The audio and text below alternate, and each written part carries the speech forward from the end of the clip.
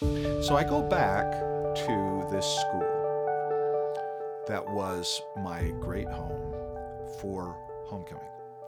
And I got there when they were having their homecoming assembly, and I got there late, and they were having their opening prayer to the thing. And one of the great Catholic kids was just saying the prayer. In these difficult times with Vietnam and everything else, please bless us that we can have peace here at home and love each other. It was great. And so I thought, okay, it's now my chance to tiptoe in. So I tiptoed in to kind of sit in the audience of the school I used to go to with kids that I was afraid I would never connect with, until my dad said, why don't you try living the gospel?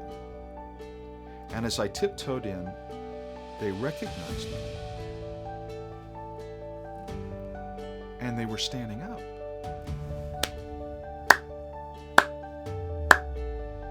And they were cheering for me. And my face still had a lot of zits on it. And I was still a little chubby.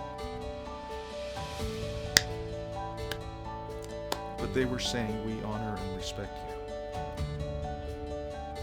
And again, it was my dad's encouragement to quit having every arrow in my life pointed at me.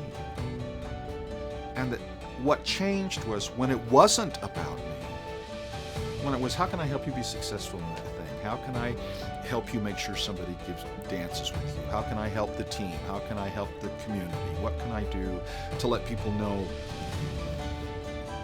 where I am spiritually, and how do I go support them at their events?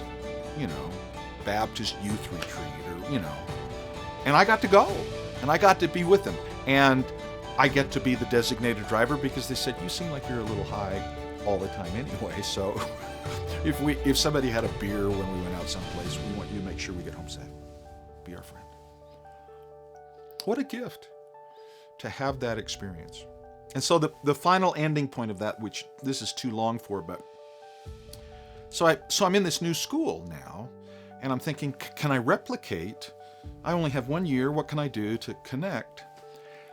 And I had this idea. We had a guy at our high school who we called the Spirit Can Man.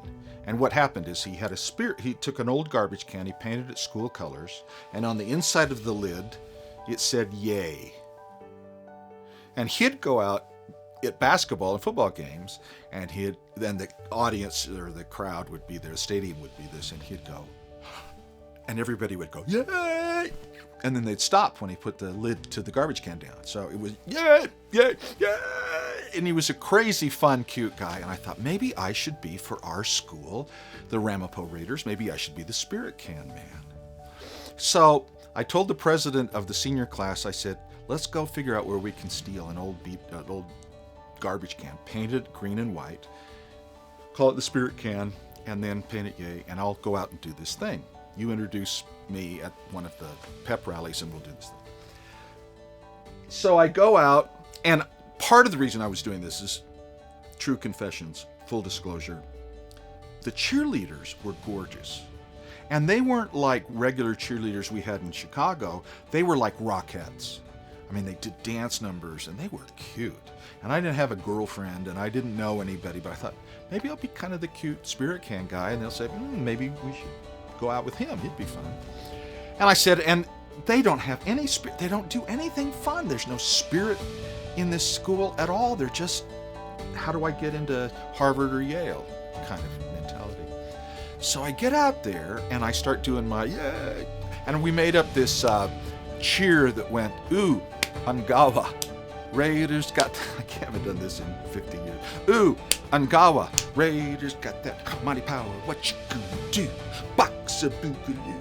What you think is best? Smash him like the rest. I say, ooh, Angawa. So I started doing the ooh, Angawa, whatever that meant, and then the Spirit Can.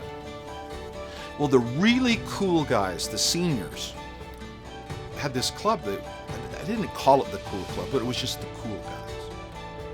And I start going to the football games to do my little routine And the freshmen and sophomores think it's cool. Seniors were not having it.